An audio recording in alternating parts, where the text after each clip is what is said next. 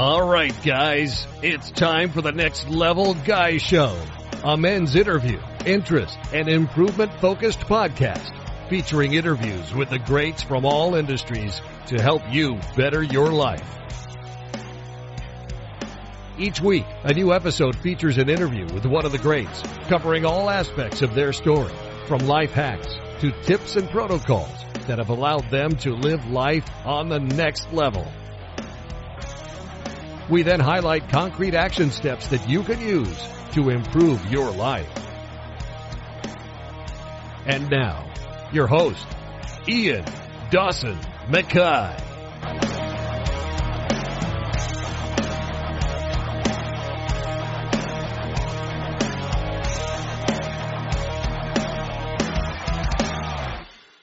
And today's guest is Dean Stott. We discuss how to become relentless in your own life. Dean is a former British Special Forces soldier. He's a two-time world record holder, an adventurer, a philanthropist, author, and international speaker. After making it through the Special Forces' gruelling 6-month selection process, Dean became one of the very first Army members to join the SBS, which is the Special Boat Service. Through his esteemed military career, he's conducted deployments to overseas hostile environments and has been involved in counter-terrorism operations, and he's travelled to some of the toughest places in the world. Dean left the military in 2011, and after 16 honourable years of service, he continues to live by the Special Forces ethos of the unrelenting pursuit of excellence. The determination required throughout his career has become an integral part of Dean's character. He then established a distinguished career in the private security sector. He was renowned for his willing to take on any job, no matter how dangerous. The man went where others wouldn't. He's faced extortion, kidnapping, civil war, pirates, military coups, and was single-handedly responsible for the evacuation of the Canadian Embassy in 2014, rescuing 4 diplomats and 18 military personnel. However, in 2016, Dean was ready for a new project and wanted to use this to help others. He began training to cycle the longest motorable road in the world, the Pan American Highway. Dean completed the 14,000 miles route from Argentina to Alaska in May of 2018, gaining 2 world records and raising an incredible amount of money for charity in the process. Dean passed through 14 countries on his expedition, crossing some of the most dangerous passages in the world. Prior to his training, Dean has never cycled more than a few miles. In the final stretch, Dean continued for 17 hours and, driven by his determination, covered 340 miles on his longest day. Dean is now a renowned international speaker, presenting to FTSE 100 companies, sporting bodies, military departments, businesses and schools, and so much more. Dean has presented inspiring talks to 10,000 people at the O2 Arena through to 25 local children in impoverished areas. Dean firmly believes with the right mindset and plan, nothing you truly desire is out of reach. To him, impossible simply means it hasn't been done yet. And in this interview, we discuss the benefits of the military lifestyle, how he went from cycling 40,000 miles after only doing 20 miles at its most, building resilience in our own life, hacks, tips and protocols you need to build right now to chase your goals, and so much more. And now, let's get to the interview. Thank you so much for coming on. You're a big inspiration for me. Love the book. Love finding more about you. You seem to go from challenges to jumping into planes like it's nothing. You do all these amazing things. But for people who don't know you, could you just give a quick introduction? How would you explain your amazing life? Yeah, I say I've been very fortunate, but I probably haven't at the beginning. I was born into a military family. My father was in the military, so I was immersed in that sort of environment. So every 3 years I would find myself, by the time I was just starting to settle down into school, would be up and moving again. So, so I was born into that environment. My parents split up when I was 8 years old. My mother took me and my sisters to Manchester, and we ended up in a homeless home in Moss Side, which is probably one of the roughest estates in the UK at the time. Fast forward 2 years later, my father gets custody of us, and we're now back down in Aldershot, which was home of the British Army. And my father then left the military, and that was the first time when I was 12 years old, in that whole 12 years that we'd settled. So we settled in a little village in Surrey. Up until then, we'd just been like nomads. We'd just literally been moving, packing our bags, packing the house, and kept moving. So that's the first sort of real stability in my life. And I finished my sort of schooling in Surrey. I always wanted to be a fireman. that was always been my aspirations as a young child. I always wanted to be a fireman. But when I left school, it was like 2000, early 90s, 1993, there was like 2,000 applications for one job. So as a young 17-year-old, you had to be 18 anyway. The odds were stacked up against me. I went to started college, but I wasn't really interested in education. I didn't really know what I wanted to do. So I went on a surfing holiday with my friends down Newquay, which was supposed to be 2 weeks, and it lasted 6 months. And my father then came looking for me. My father actually, is from Montrose, so he's like a very strict Scottish sergeant major. And long before mobile phones, came looking for me, found me working in a surf shop, and he said, right, you've ruined your education, sort of, what are you going to do with your life? And so I told him I would join the military. At that point, I still didn't know what I wanted to do, but I just thought to silence the noise, I'll join the military. And my father, rather than give me those warm, comforting words and give me advice, he was like, your last 2 minutes, 65 kilos and 5'7", I could see where he was potentially coming from. But, part of my story is you'll always get people, the naysayers, and them who tell you can't do it and give you reasons why. And there's no point in arguing with them, because you're not going to get anywhere. The best way to prove them wrong is actually by actions, is go and doing it yourself. So although still in the back of my head, my dad's comment, I went on and joined the military at the age of 17. And by the age of 21, I joined the Royal Engineers. My father was Royal Engineers as well, so I sort of followed that path with him, try and get a trade and get as much as I could from the military, because him and both I thought we would probably be in for a short period, to get as much as you can during that time. But by the age of 21, I was a para, commando, a diver, a PTI. I had done every sort of arduous course that the military could offer. I was then fortunate to go back as an instructor on the commando course. And each year was passing by, turned from 3 years into 6 and into 9. It was like, but as I was doing it, the first few years I grew quite quick. And every course that I did, I then became more confident physically and mentally in what I could achieve. And then I looked at, what was next? I wasn't doing that from the start. There's a few guys, obviously I went to Special Forces, which we'll talk about. There's a few guys I was on selection with for Special Forces. All they've ever wanted to be from a young lad, at the age of 7 or 8, is a Royal Marine or in the SAS or the SBS. I didn't have that sort of vision. So for me, it was like, right, let's do this course. Right, what's next? And before I knew it, you're starting to sort of filter yourself into only one direction. I went commandos and then reconnaissance commandos, and the only next step for you then is the Special Forces. But coming from an army background, the army would go to the SAS and the Royal Marines would go to the SBS. But when I went on selection, they'd open up the doors, try service, that you had the option, you could choose. So much to the disgust of my friends in the SAS, I decided to go the SBS. And the reason, or my thinking behind that, was because I'd spent 8 years in Free Commander Brigade with the Marines. I was now the senior dive instructor for the Army at the Defence Diving School. So the SBS was a natural fit to me even than the SAS. And I did selection 6 months later, became one of the first candidates to go to the SBS from the Army. And I think now, if I'm right in saying, it's about 15% of the SBS are from the Army. So that was in a nutshell, that was my military career from my childhood. As any other child, I got into scrapes in the school playgrounds. But for me, that was, you learn from them, you get resilience, and you just move forward. I wasn't a golden child. I wasn't a golden soldier. Again, I made mistakes in the military, but I just learned from and went forward. And do you think that that time that you were homeless and it built that resilience in you, that kind of relentless attitude, because you were looking after you and your sisters, that you were in an area you didn't know. Do you think that's where that mindset comes from? Or was there a time as a child you felt, what made you this guy that wants to go and just constantly challenge yourself and constantly do these amazing things?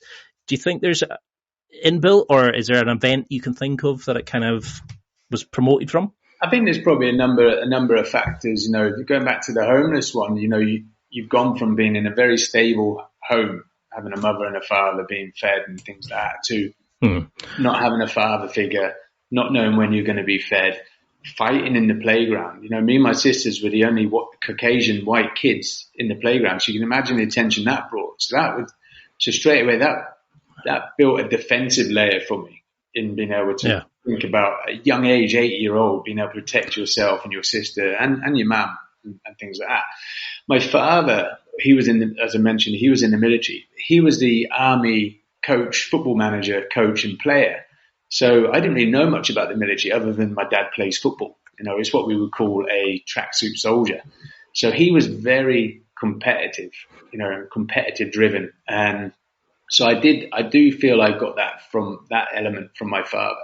You know, even on Christmas Day, there'd be competitions on the board games. You know, everything was a competition, which I liked. Yeah. You know, I like got a brother like that. I like that competitive drive and things like that. And the great thing as well is, you know, for me, I was always trying to beat my dad. And my dad, I do it with my kids. You know, if they want to race up the stairs, I won't let them win until they can win. And that's what I mean. I was always pushing against my father till I could then beat him. So there was that element there. And then when I joined the military, like I said, I didn't have any aspirations to go in special forces. You know, I got through basic training.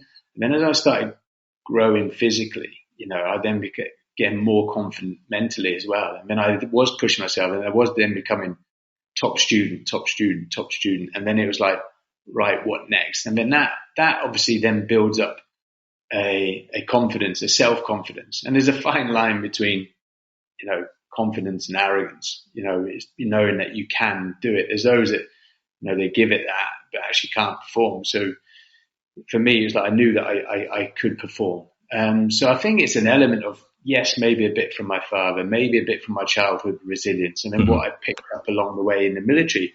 And in the military, I was also looking at those, my peers, and learning. I was like a sponge. I was literally learning as much as I could from all these people, from their experiences when they went on special forces. So that when I went on there, I had as much knowledge as I could, you know, to give myself as the best opportunity as possible. Because you've done an amazing job. I mean, you're based in California now. You've written an amazing book. You've achieved so much in your life. You know, and you've got that relentless sort of energy about you. And, you know, you talked about your USP being you love to take a discipline or a sport and go, okay, how can I take this to the extreme? What insane challenge can I put myself through? Do you think that's part of it? It's that you've still got that need for fear, exhilaration, to challenge yourself. Do you think that's come from when you were younger? I think it's an element from when I was younger and from my time in the military. You know, I think it's combined. You know, I was guest speaking at the Commando Training Center a couple of years ago, and myself and the commanding officer sat down and we were talking about the recruits that they got coming in. They don't have that sort of resilience that we had growing up, but your resilience and your fortune comes from your childhood. You know, children nowadays, they have a different upbringing. It's all about, you know, technology and things like that. Whereas we, as kids, you know, you had to go outside until it was pitch black, until it was raining. So I think for me, everyone's unique in the way they're upbringing, and they'll have different levels of resilience. You know, I picked up some when I was in as a child, and I had enough to then get me in the military, and that then took it to the next level. And then for me, it's like, you know, one thing we your listeners won't be aware of it. Obviously, after 16 years, I had to leave the military. I had a parachuting incident, which shortened my career. So I had no ambitions of leaving the military. I was a lifer. That was me until I got my full pension. Because of my parachuting injury, I had to leave the military first. So I don't know whether I hadn't fulfilled what I wanted to do in the military. I did a hell of a lot when I was in the military, but I wanted to continue pushing myself. So then when I left, as you touched on, you know, I then wanted to find, right, what's the next goals? What's the next thing I can do? And, you know, having only cycled 20 miles, I decided I was going to cycle the world's longest road, and not just do it, but break a world record. So for me, I have to set myself goals or have an objective. You know, if you said to me, well, you're going to cycle 14,000 miles, it's fine. But if you don't give me an objective or target to aim for, you know, I'll probably still there 18 months later. So I have to have something, and that sort of comes from that military, that everything we did, you had a mission, you had an objective. And that's what I I mean, that's why I had to have you on, because I love that attitude of, I've just started cycling. Okay, what am I going to do next? Right, Land's End to John O'Groats. Okay, now I'm going to go and do the longest road I can possibly find. And it's that attitude of like, how can I challenge myself? How can I take it to that next level? How can I be, how can I just see the new challenge and go, okay, I'm going to triple that. I'm going to do this. Like, I love that mindset and that kind of like the way you have of looking at life. But is there anything that you think that men should be doing? Should we all have a challenge like this? Do you think that's where we go wrong as society? I think I think your body's like a river. Your body needs to keep flowing. What I mean? Once it becomes stagnant, it's like a pond. Stagnant pond, you get disease and things like that. So you need to keep going. You need to keep moving. What you need to get the balance right, which sometimes I get wrong, is the flow of the river. And sometimes for me, I'm full on. When in fact, actually, I don't need to be full on. I don't need to be setting huge goals of cycling the world's longest road. So I think for everyone, you need to have an objective, whether that is, I'm not saying go cycle 14,000 miles, that's ludicrous, but whether you go do a 5K run, whether you go train for a CrossFit challenge or a Spartan race, you need something. Otherwise you'll end up falling into this rut of, well, actually I haven't got anything to train for. And I do it myself. And that's why I set these things, because if I didn't set them, I would fall in that rut and I'd be like, well, I don't need to train today, or, so I have to have an objective or something to aim for. So I think everyone, should have set themselves a challenge, whether it, a small one or a huge one. Because that's the thing, is we're on such a comfort zone now. You can get food ordered to your door. You can get somebody to pick you up from your door. You can order, you can order a date from your phone. It's like, It's insane what you can. It's like when we were younger, you used to go play in fields and play army, and you were jumping off rocks and all this stuff. Kids nowadays don't do it, and it's really sad to see. It is. So do you think there's like behaviors, skill sets, mindsets that the military teach you that we could all adopt, that, men would be better having in their lives? Is there something that like maybe the special forces or the army taught you, even if it's like making your bed in the morning and getting up at 6 o'clock, and, what do they teach you that you think would be good for all men? I think having a routine, is good, having a structure. Because if you don't have a structure, then, and I'm just as guilty as anyone else. If I don't have a structure for the day, I'm quite happy to sit in my pajamas and watch 2 or 3 movies a day. And it's nice. Good choice. It's nice to do that. It's nice to make, I always believe that when I'm doing these training for these challenges, rest is just as important as exercise. But going back to your original question, yes, what the military did for me was that routine and structure, and what I loved about the military is they kept me busy. There was never a day, especially in the special forces, there was never a day you had a day off. They always had something for you, which was good because your mind was active and you're being physically active. And the worst thing for me, and probably, was my injury. My injuries that just stopped me. I was going from 100 mile an hour to just stop, and that's the only way I can relate to sort of people who don't have a focus or a challenge to aim for. You just end up in this rut. And I soon got quite depressed in the fact that I couldn't be physically active. So I'm always promoting, especially with mental health, that physical activity helps your mental state. Just do something. And you touch on the military. The military's changed as well. We all talk about the technology that's introduced. That's now starting to see that in the military as well. When I was in the military, in the beginning, there was no mobile phones, so we're quite sociable characters. So we used to we'll go to the bar, we'll have a few drinks, and things like that. Whereas now I'm hearing that a lot of the guys now, they'll go to the gym and they'll just stay in their rooms because everything's online and they communicate with home online. So you are seeing those changes in the military now as well. But, again, the military is good in bringing that camaraderie, that team player stuff together as well. And do you think that sort of that tribe effect, that kind of sense of belonging? Because I've had friends who have joined the military who have come from, like divorced parents and happy childhoods, and they've kind of felt like it was the first place they were accepted, like they were actually together, and it was like a brotherhood. And a lot of young guys especially don't have that male a positive male role model in their lives. Do you think that's something that men struggle with? Can we replicate that military tribe feeling? Do you think? Is it possible? It is possible. I think most, if you're part of a tribe, whether you're in the military, whether you're part of a football club, whether you're part of, you work at somewhere for 20, 30 years, you're part of a small tribe. When I got injured from the Special Forces and left, I went through what's called an identity crisis. I'd gone from being in this tribe here and I'm not allowed back in to what other tribes can I get into? So people like to be part of something or part of a group. So yes, I do think that other organizations can replicate that of the military. What they can't replicate from the military is that some of the conditions and environments that the military can put you in. I do a lot of stuff with the big corporates talking about the battlefield to the boardroom.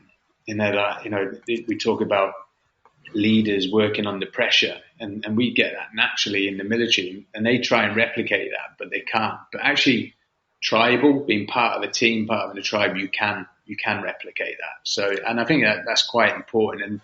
And as I said, my identity crisis was like, where do I now fit in society? I've left this unit here, having a role, having a purpose. I knew what I was doing day in, day out for the next 2 years. To how do I now fit in society? And that was quite difficult for me. And that's why I then naturally went into the private security sector. It's hellish that, like, when you're kind of looking, going, where do I fit in? And you like, that's part of the reason I started the podcast, was I didn't feel like I fitted into anywhere.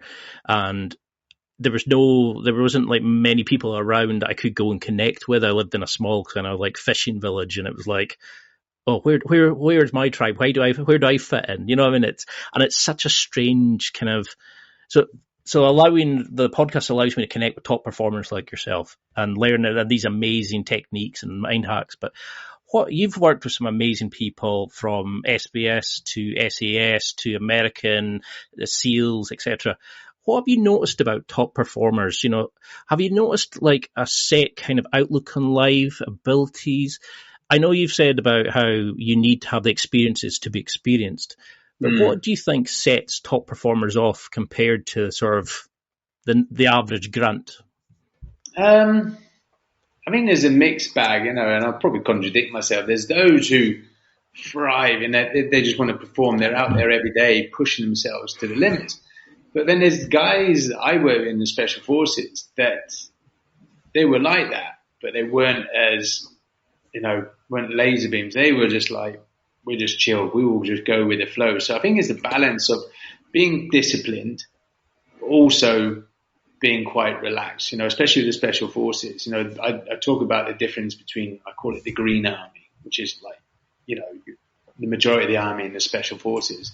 And selection is that discipline. Selection is that it's called selection for reasons, to identify the right individuals to do the roles that we do in the Special Forces. Because our roles in the Special Forces are very different from the Green Army. So you tend to find those in the Green Army are very disciplined. They like to know where they're going to be, what time, where and what, and things like that. Whereas in Special Forces, it's like you could end up in a country, there's no infrastructure, there's no communication, and you just sort of make it happen. So those sort of individuals are quite relaxed. They think on their feet. They react to situations as they happen. So you do see a real variety in individuals, and that's the great thing about Special Forces, is the fact that if we were all the same, it wouldn't be a good team. You need a team of 4 or 6 guys which are all individual characters, have strengths, have weaknesses, and that makes your best team, rather than having a team of 4 or 6 who are all exactly the same, have the same strengths, have the same weaknesses. So there is no sort of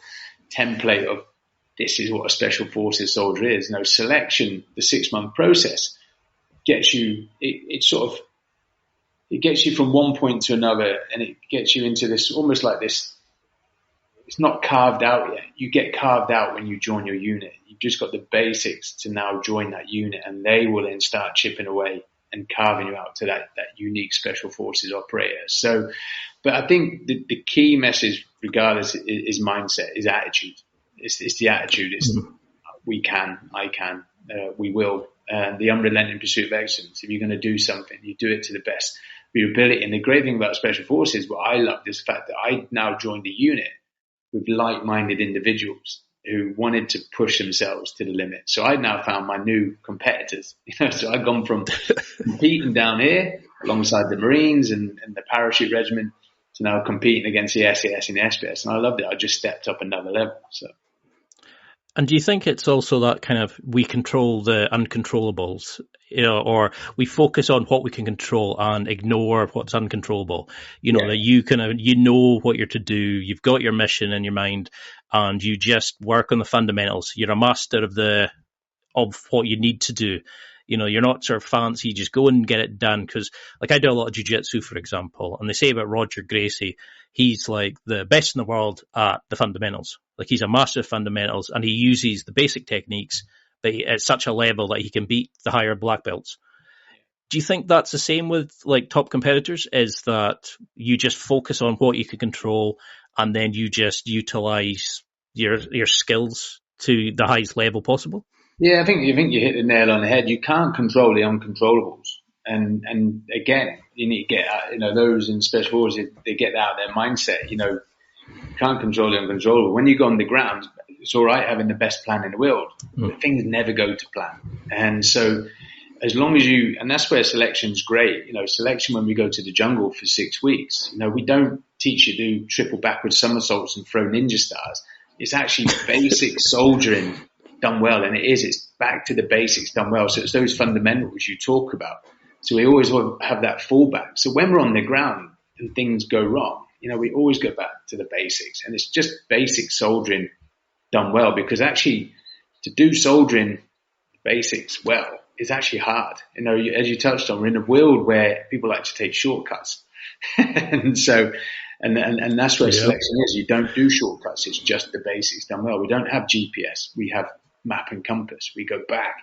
And that's where, when situations happen, we just react to them. And the great thing about selection, you've got guys from different backgrounds who may have experienced certain things as well. And you just use that knowledge they've got.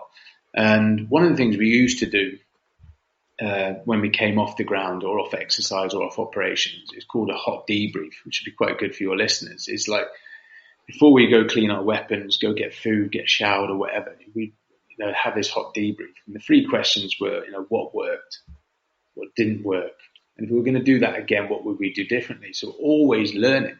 We're not the best Special Forces in the world because we've got the best caliber of guys and we've got the best training. It's because we're always learning from our mistakes. And we're just then trying to get better and better and better. Because that's something I did notice with when you were talking about, like, the your cycling challenge, or with COVID affecting your kayaking challenge. It's, you always seem to be very fluid. You're very much kind of like, okay, that can't work, so let's change to plan B. Let's modify that. Let's take this step there. And that seems to be a very kind of Special Forces attitude. It's like the mission will evolve and adapt on the ground. You kind of know roughly what you need to do, but you will join the pathways to get to that point. Yeah. And so, do you think, like, you've talked about selection, and you had a great thing where you said, let the instructors fail you, don't fail yourself.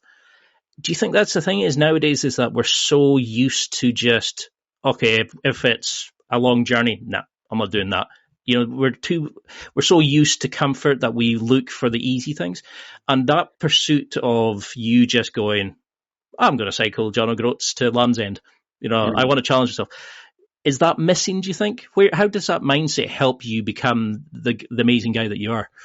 Yeah, I think going back to your original one about the planning. So, you talked about COVID affect the kayaking challenge and things like that. So in the military, so I'm not a kayaker, I'm not a cyclist, but what the military are very good at is planning and execution. So I just took a military set of orders, just crossed out ammunition.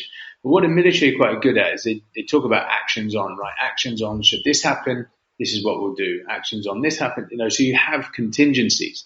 So that's what I still do in life. I was like, well, we can't do that. What's the contingency? You always have a contingency in place. And that's come from my time in the military and again in the Special Forces.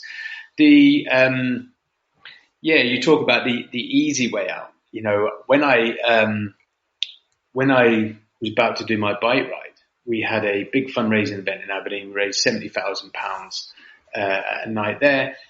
£50,000 of that was actually to be a deposit on the hotel, the Hilton in Park Lane, for when I came back from the challenge. So before I'd even gone on the challenge, we were already planning the welcome back party.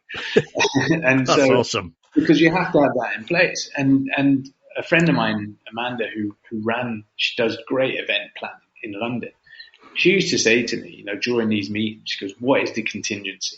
And I never answered her. My wife would answer and say, "Well, we're going to Dean's funeral. That's the contingency."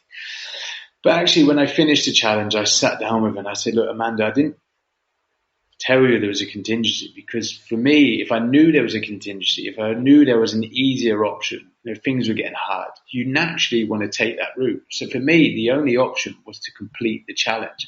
But as you rightly touched on there, people will try and take the easy route. So I always set myself challenges and don't give myself any contingencies. The only contingency is to complete it. So with most challenges, whether it's physical challenges or challenges in life, you have a start point and you have an ending, and the start point and the objective. The route there is never, if it's straight, perfect, but it never is. So you just need to bounce along there and just react to what's happening. Don't get too upset if the plan changes. You know, just react to that situation. You know, the first thing I say is, anyone's lives at risk? No, then we can have a cup of tea. And then we can sit down and we can change the plan. But people do get so really upset when their plan isn't, you know, something happens. And again, it's going back to, you can't control the uncontrollables. Things will happen. We couldn't predict COVID. You know what I mean? So I just have to go with the flow. Well, while COVID's happening, I'll move me and my family to California, and it gives myself better opportunities and things like that. You know, that wasn't the plan before COVID. So you just react to the situation in front of you. It's time for a quick break. There are millions of potential products to buy, so how do you know which ones are worth your hard-earned money? Simple.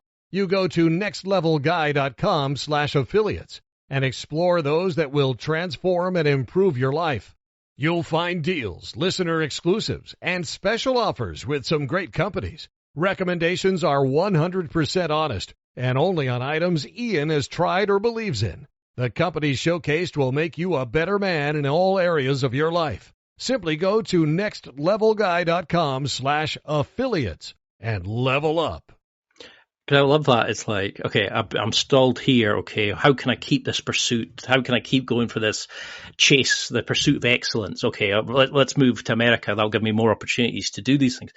And do you think your times with, like, speaking to, like, fixers in Libya, the tribes and all the different countries you went to, you know, and working with all these amazing people, has it built up this kind of ability to network and connect with people that you think's helped you in doing these challenges, you know, like leading teams and dealing with corporates now?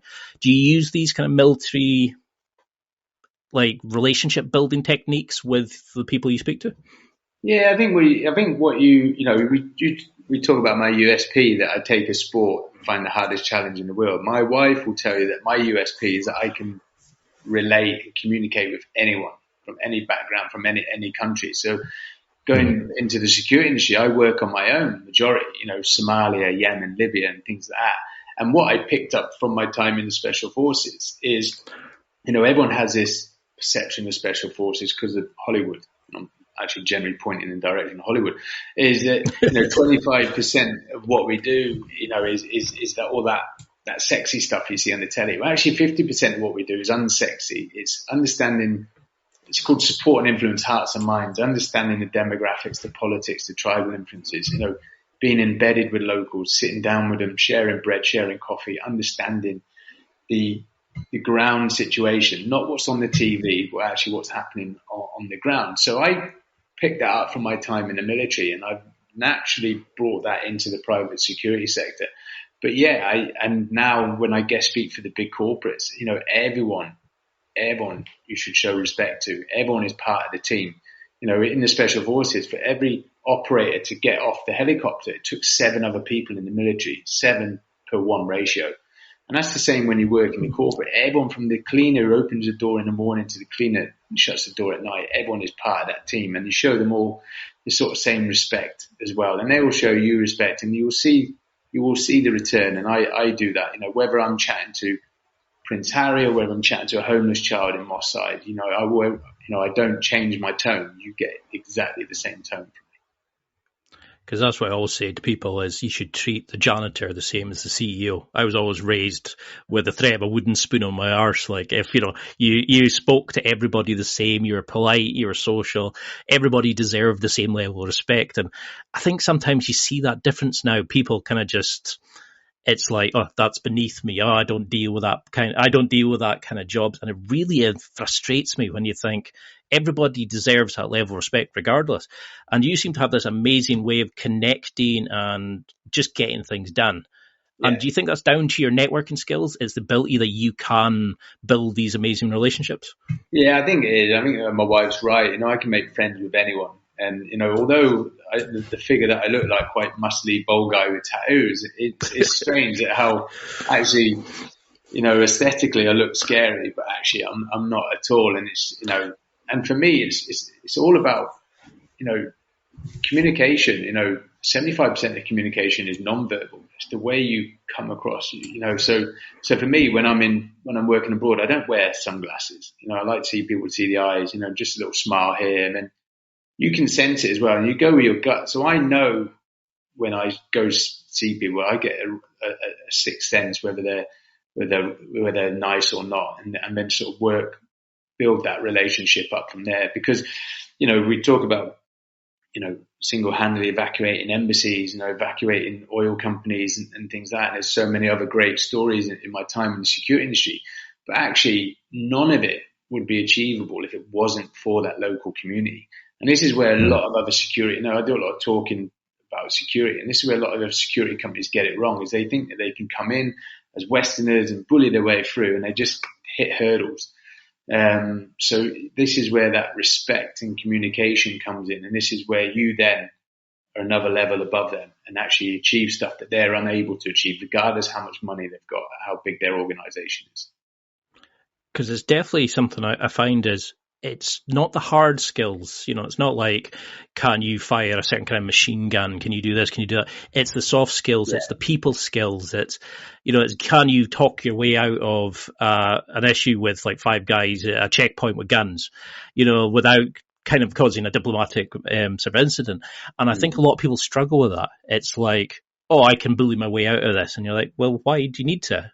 And you learn that with jiu-jitsu. It's the softness, but also the hardness when it needs to be.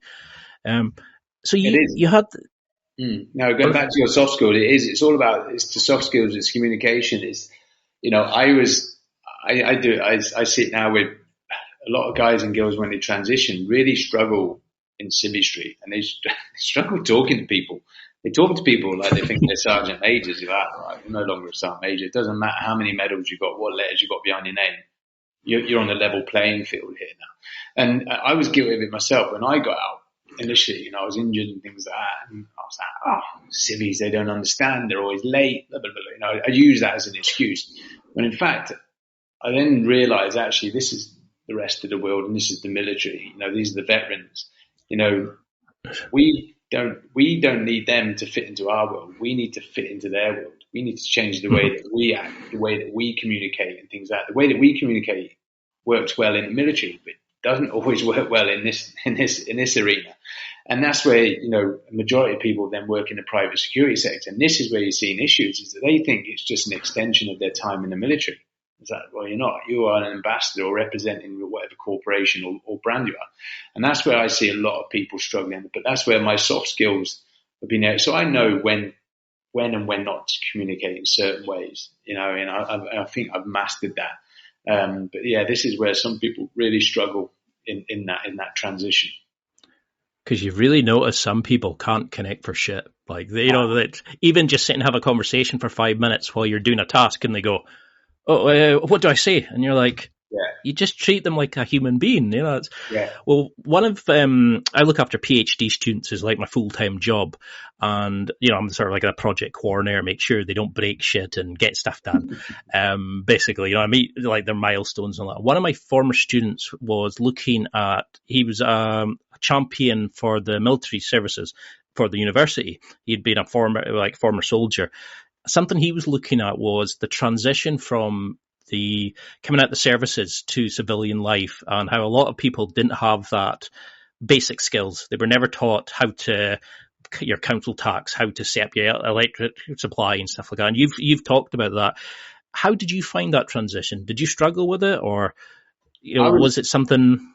No, I think you touched it right. It's a good point that you bring up. You know, when you join the military at 17, the military take over everything. They're now your mother, your father. They clothe you, they feed you, they pay you on time. They pay the heating bill for your room on camp. You know, I didn't know what council tax band I was paying. I didn't care.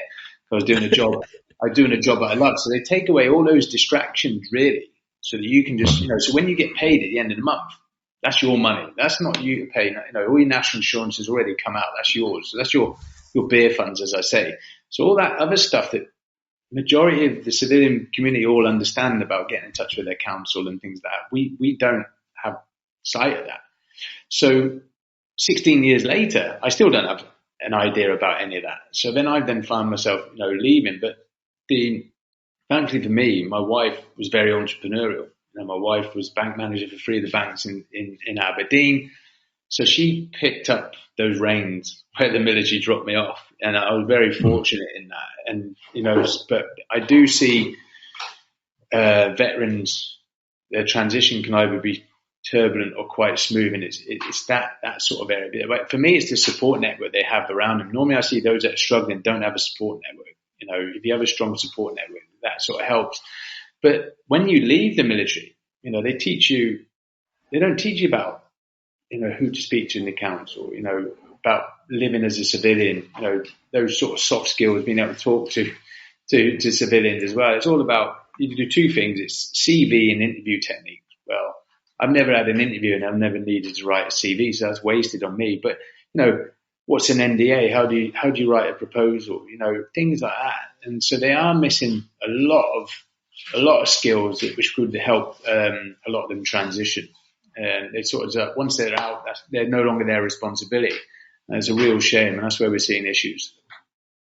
Yeah, because my mum works for a housing society, and that's what she was saying is a lot of these people who are coming out of prison or the homeless ones, they struggle just to come in and say, like, how do I set up a phone account? Who do I speak to do X, Y, Z?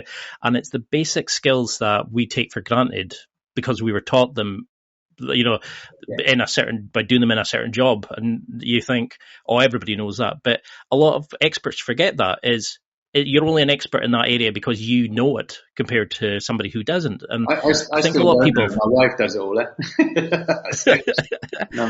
I mean, your wife sounds amazing. I mean, like the stuff that she's done, the level of support she used to look after. You know, she had just had the child who you said, okay, I want to take out our savings and I want to go buy some weapons and, you know, set up my plan of like escapes and things like that. Yeah. What has that taught you about relationships? You know, have you found something? Is that giving you that connection? Has becoming a father changed you in that way? Do you think? Yeah, I think what surprised me, you know, is when I met my wife. She has the same mindset of those that I was working alongside. She was striving to be the best that she can be, and she's the reason I do all these challenges. She's like, well, if you can't do it, then don't do it. So she pushes me as well. So we're very fortunate because I know that some guys and their wives they would never work together, but from the moment I left the military, you know, me and my wife have worked together on everything. So the security companies, my wife runs everything behind the scenes. So when I'm evacuating embassies, when I'm evacuating oil companies, she's fully involved as well. Because where I tend to see, and that's all about communication, she's fully aware of everything that I'm doing as well. And we have something in common. It gets to the point though, in the evening, when you're still talking about work, there needs to be a cut-off. But for us, you know, our end goal is to help others. We do a lot of philanthropy work, but also give ourselves the best life for our children as well. So we have a similar goal as well in that, and that always helps as well. So I always see that, again, going back to that transition, those that do well are smooth is because they have a strong support network with their partner, and those are quite turbulent because they're trying to do it on their own. You tend to find that a lot of guys, when they leave, it's that their wives are like, well, I've been with you for 22 years, I've supported you, now it's time for me to, go do my thing. And it's like, cracks start forming. And also the fact that they're not used to their husbands being home. Some people find out that they actually can't live together before they've left the military as well. And there's a high divorce rate as well because of that. So yeah, again, that adds issues to those that are transitioning. Because I love that when you were talking about like how your wife had worked out, you'd only been home for something like 62 days in a few years. And, it was that moment of kind of like, most women would be getting driven crazy with this, but she said, okay, so you've injured your leg. Okay, let's set you up a business. Well, so she pulled out her laptop and started doing it. And I love that relationship that you have. It's let's just keep working and helping each other. It's like, what's your goals? How can I help? And you're working together to build a united front. Yeah. I think so. How did you? You're sorry, go ahead. Oh, sorry. I was just going to say, how did you like how did you find such an amazing person? Because I've struggled. I'm single at the minute, and every person I meet wants to sit in the pajamas and watch Scrubs while I'm coming back from jiu-jitsu bouncing. Yeah, I think I was very lucky. Don't get me wrong. Even some of my friends are like, we could do with an Alana. I would like to meet an Alana. But. I think for us, we soon identified our strengths and weaknesses. Alana knew who I was and where I come from and things like that. She knew I was driven. And so she knows that having a 9-to-5 job isn't going to help me. It's going to affect my mood. I'm going to be a miserable sod to live with. So she's like, you just go do what you need to do. But she's still involved in it. Like the bike ride. She was the campaign director, ran all that, did all the fundraising as well. So we felt like we were doing it together and we weren't doing it alone. So I think that's the key one is if you can, bring your partner in, get them involved so they feel like they're part of it. And then strengths and weaknesses wise, my wife's very entrepreneurial. There's no point in me trying to deal with the business side. Let her deal with that. I'll do the people skills. I'll do the fitness side and things like that. And actually, when you've got all of those skill sets, it's quite a powerful team. Because you've talked about how you struggle with delegating things. You said that you struggle with like letting others in. That probably comes from your sort of special forces. It's like, the plan, you can set the resources and you know exactly what's going on. Do you find, since when you had that accident, have you actually started looking at it as a positive now? It's let you go and do these amazing things. Have you come to terms with your military journey ending the way it did? Because you just seem to go from strength to strength, but do you still struggle with that at all? Was writing Relentless, was this kind of cathartic at the time to kind of come to terms with what happened? Yeah, well, I think it all sort of fell. Everything, I didn't plan anything when I left the military. It's all sort of come around by accident, So when I left with the injury, then worked in the security industry, and for me, with my mindset, I didn't want to just go to Iraq or Afghanistan every 6 weeks and just get into that sort of routine. My friends had their own security companies, and at the time, piracy was at the height. So they were all off the east coast of Somalia and Africa. I didn't want to compete with them, so I was trying to find a niche. So for me, as you rightly touched on, I bought 30 weapons on the black market and buried them between Tunis and Egypt and started designing my own evacuation. As you do. And so for me, I did that. And after evacuating the Canadian embassy on my own, as you rightly touched on, my wife had highlighted I'd only been home 21 days in a 365-day calendar. So it was like something needs to change. And that's when we then did the bike ride. And then because of the success of the bike ride, then came the books. It wasn't a plan. It was just that thing, just go with the flow. If you see an opportunity, take it. And things like that. So that it wasn't really a plan. I didn't see myself guest speaking. I didn't see books. I didn't see documentaries and things like that. I did it. So I wasn't smuggling people across borders. Because actually, when I came home from the Canadian embassy, my wife highlighted the time that I'd been away. soon realized that I was trying to match that adrenaline rush that I had when I was still in the special forces without actually coming to terms with the fact that I'd left. And that was 5 years later. Once that pin had dropped and I realized actually you're no longer part of the military, you're not in there anymore. You're on your own. That's when things started to change. We did the bike ride, did the book, that's when a sort of realization is that you are not in the military. You're not in that tribe anymore. Yes, you are socially with the guys. You still connect, but you're not going to be on operations with them. So for me, it was like, well, let's find our own operations. Because I noticed like a lot of guys, like especially as they come to sort of like middle age, they'll say, "Oh, I'm having an identity crisis. I'm going to go buy a Porsche." You decided to cycle 14,000-mile road after only cycling for about 60 odd miles each way. Yeah. 20 miles. 20 miles I've done, yeah. 20 miles. I just decided to fly for the world record. But for me, it was, I did it so, it was about a month before my 40th birthday. So I'd done a sabbatical from the security industry, sort of hung up my security boots for a while. And, my wife was a property developer and sort of was working with her, but she could see that glaze over my eyes that, you need to do something. So I always fancied doing a world record. As a young boy, we all read Guinness Book of Records.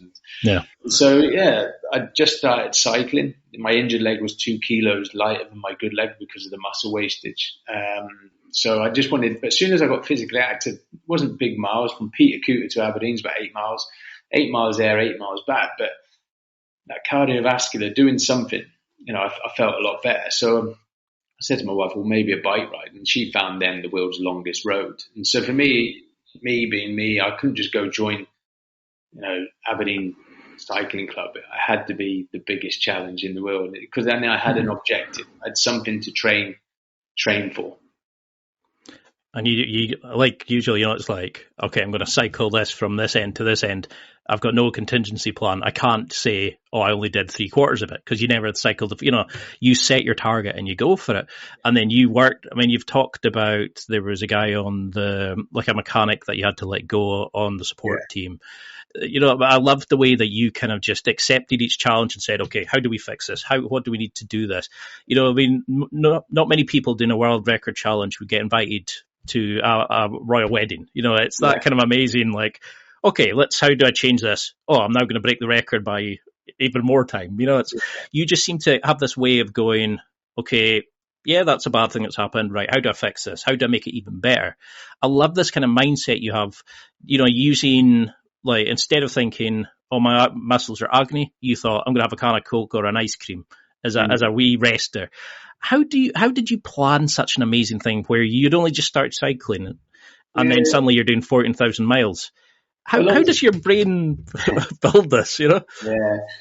So the bike ride was 14,000 miles. So I had an objective, which was to break the world record. That was my own personal objective. That was to get me out on the bike each day and get myself training.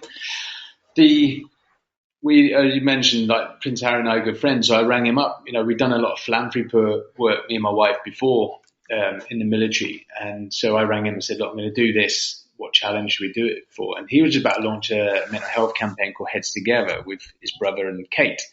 So I had my objective, which was to break the world record. But the main objective was to raise money for this amazing cause, mental health. Everything from young children, teenagers, all the way through to the military. So we had a couple of little motivators for me as well when I'm doing the challenge. Trained for a year. And we went on and did the challenge. But as you rightly touched on then is how do you break it down? Because 14,000 miles, you wouldn't even get on the flight. So for me, I sort of related to what I knew or what I'd experienced before in the military. So OU Special Forces selection is 6 months long. So you don't, on day one of selection, you're not thinking about 6 months later getting your beret and belt. All you're thinking about is, what's in front of me? What do I need to do today to get here for tomorrow morning? And that's what I did. So for me, I broke 14,000 miles into the 14 countries, broke the countries into days and broke them into 4 stages. Because nutrition and hydration were key and paramount in this. I was losing weight from the day I started to the day I finished. So I needed to keep as much food and water on. So I would just get on my bike, cycle as fast as I could for 2 hours, get off the bike, food and water for 30 minutes, discipline in my timings. You know, I was back on that bike in 30 minutes. You know, I wasn't chatting to the documentary team or having a selfie with some visitors or whatever. And then I would just look at the next hour, the next 2 hours. And that's what I did. So for me, I was only doing 4 training rides a day. And before you know it, you've done a day, you've done a week, you've done a country, you've done a world record. So you break it down. It's almost like chipping away at the iceberg. Don't look at the massive, the final picture. Just look at what you've got to need to do today to then get there for the next day. And so that's what I did as challenge. And yes, you know, you're doing this for about 3.5 months. Don't get me wrong. You get up every day and get on the bike. But for me, I also wanted to make what helped me mentally is I was hitting my objectives. I had, you know, world record was 117 days. I was aiming for 110. It wasn't because I wanted to smash it by a week. When I was doing the planning and putting on paper, there was things that are out of my control, you know, natural disasters, coups in countries, you know, third-party influence. So should we encounter that, I had that week that we could eat into. So I was aiming for 110. So I knew what I needed to do mileage-wise each day. And because I kept hitting that and then going beyond it, mentally I was in a good place. You know, so I always made sure, and I always say to people when they're doing challenges, you know, some people are, well, I'm 10 miles behind today, but I'll catch it up tomorrow. But you don't know what's going to happen tomorrow. You know, you could have another bad day and be 20 to 30 miles behind. So that plays with you mentally. So for me, every night when I went to bed, I was in a good headspace, knowing I'm where I should be or well ahead of where I should be. And so that always helped. And do you think that's part, like a key concept of being relentless? It's that kind of, I know my goals, I'm only going to look from A to B. I'll figure out how to get there, but I know what I need to achieve from here. And you're not looking at it, like you're saying, as kind of going 14,000 miles. I'll bugger that. I'm off to the pub. Yeah. But instead you're thinking, oh, brilliant. I only need to cycle for 2 hours. I can stop, have a can of Coke or whatever it is, then go to the next one. Is that the kind of military thing of like, okay, land on here, go to your checkpoint, check your weapons, you know, that kind of... You have a set procedure, what you need to be doing. You just tick it off. And when you tick it off, you know where you should be. You know, talk about the Coke, you know, so I broke the ride into 4 stages each day. And so the first stage, I was quite fresh because I'd just woken up. So I just cycled as fast as I could. And that sort of speed, time, distance would be able to identify how long I needed to be on the bike for the rest of the day. The second phase, I had lunch to look forward to. The fourth phase, you had the end of the day to look forward to. So on the third phase, I had nothing to look forward to. And your reference to the Coke was, I would have a can of Coke, and that would be my look forward to. So I used to give myself a little trick the mind of something to look forward to. So I always had something to look forward to on each stage. I love that kind of idea of like, oh, I'm going to have an ice cream just now while you're thinking. And then you get told about the royal wedding. And you're like, all right, let's bring everything forward a week. So how do we increase it? You know, I just love this positive mindset that you have. And do you think these kind of challenges are an offshoot from leaving the military? That do you still need that adrenaline? Do you still need that kind of challenge? Or is this just part of you as a person, do you think? Do you think you've come to terms with it? I think it's a bit of both. Obviously, as an individual, I obviously have that motivation and drive. And, you know, for me, I've got something to look forward to, something that I'm planning, something that I'm training for.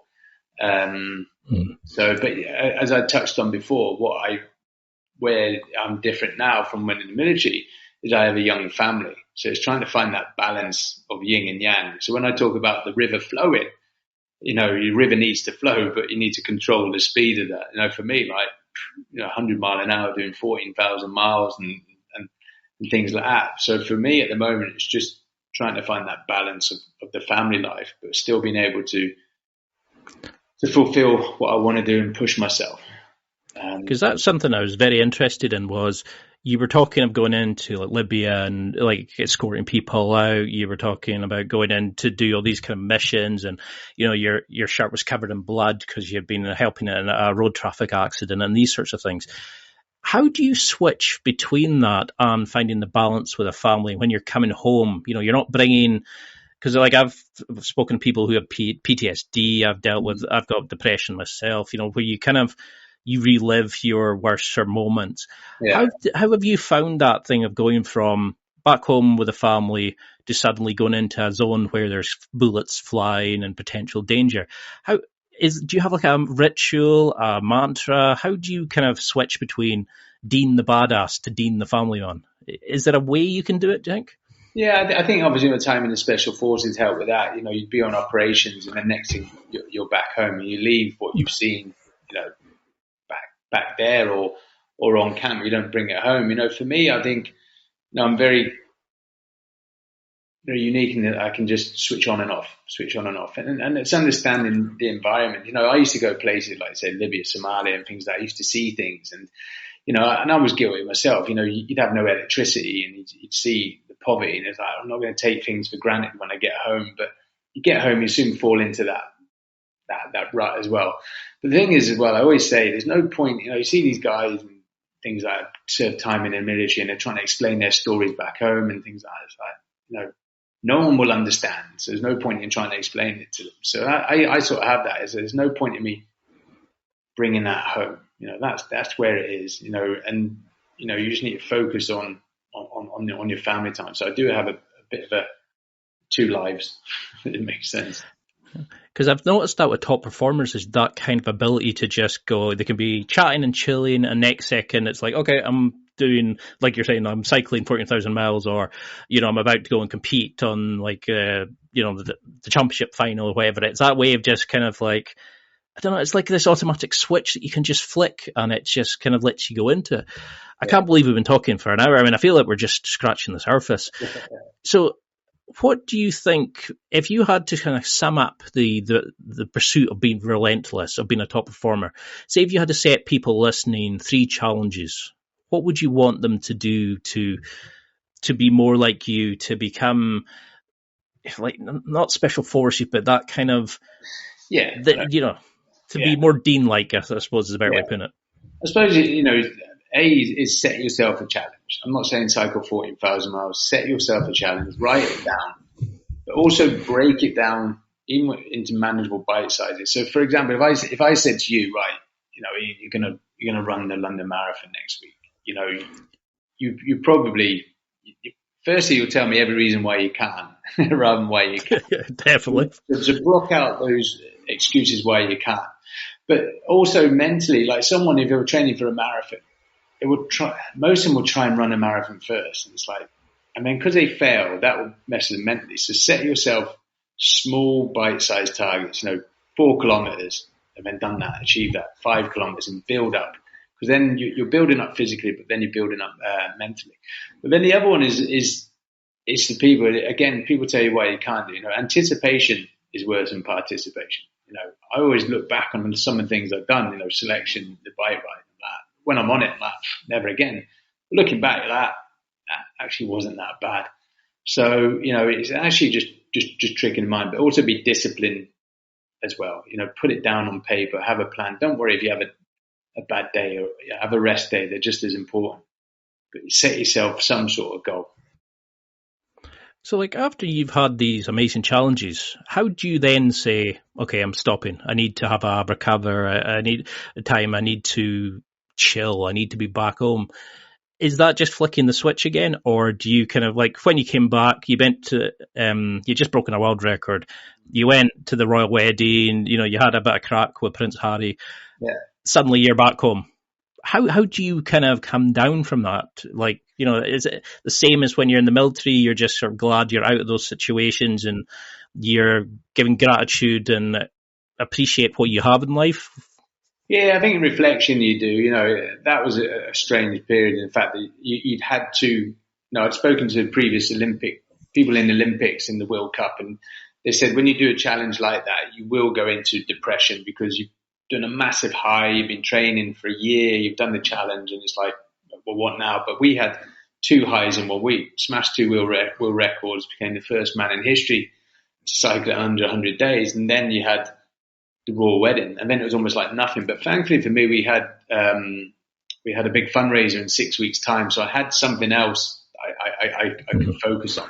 But yeah, there is a bit of a void afterwards. It's like, well, what next? But for me, it's that family. You then got to think about your family. So my wife sort of keeps me in line. If I have any mad ideas, she's like, well, really? That's going to be another 4-6 months. So the difference now is finding that yin and yang balance. Do you mean like kayaking, like somewhere that's never been kayaked before? Yeah, exactly. There's a few other ideas as well. They're getting banged about as well. So we just go with what's available and what we can do. So we've got, obviously the Now project, but now 2022 is a really busy year for me, which I can't really talk on now, but you'll know next year. And so, that's effective in Now. So I'm not going to get too upset. We just push it to the right. Because you've done some amazing things. You raised an obscene amount of money for charity, and you've helped so many people, and you seem to want to go to the next challenge. And what can I do now? How can I keep bettering myself? This sort of relentless pursuit. But how, people would have rested on their laurels and said, "Oh, look, I did this. I went to the royal wedding." What would you want your legacy to be? What's the kind of, if you had to write something on your tombstone, for example, what would you want it to say? Because you've done some amazing things. Yeah, I think, like you said, I could have just gone special forces, and a lot of guys rest on their laurels and that. But I always think you're only as good as your last, competition. So for me, the problem I have is I got the bar high, and then I struggle when I do the next challenge. I just want to go even higher. So I don't know what my legacy. I'm very fortunate.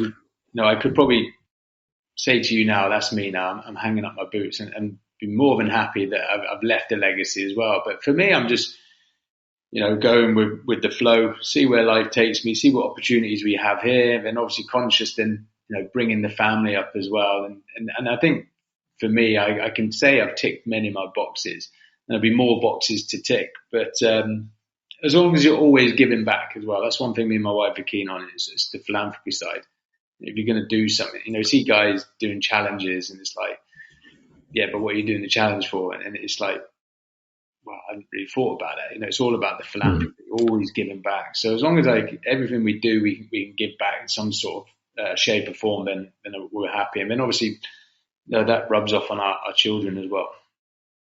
Because I love the fact you did it for mental health. I mean, I've struggled since I was a kid, and like the fact that it's getting the support now, and a lot of young people who probably, when we were younger, you were told you were stupid if you had dyslexia, you were told you just to grow up if you were feeling down and stuff like that. And now that people are getting that support, and it's becoming more sort of normal, and removing the stigma for guys to ask for help, and especially soldiers coming with PTSD.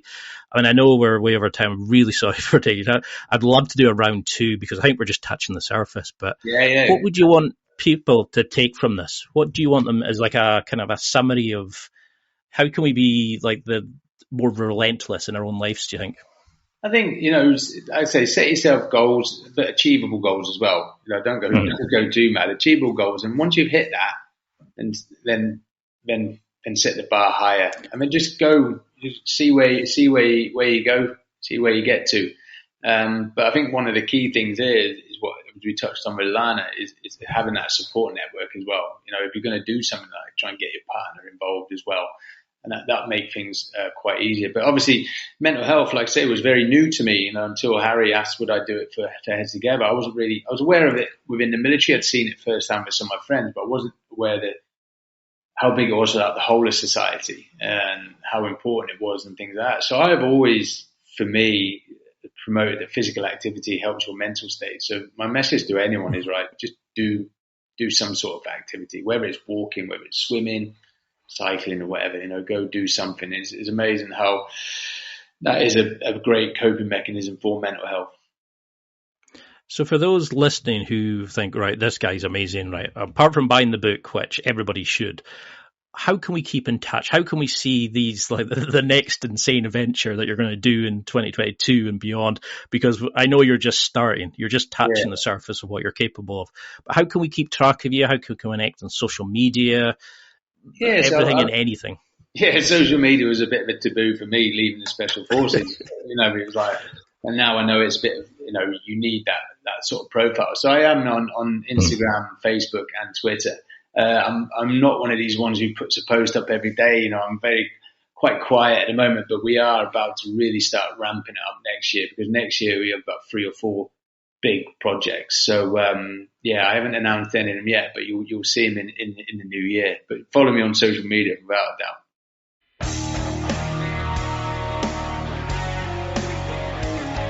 Well, that's it for another week, and thank you for listening.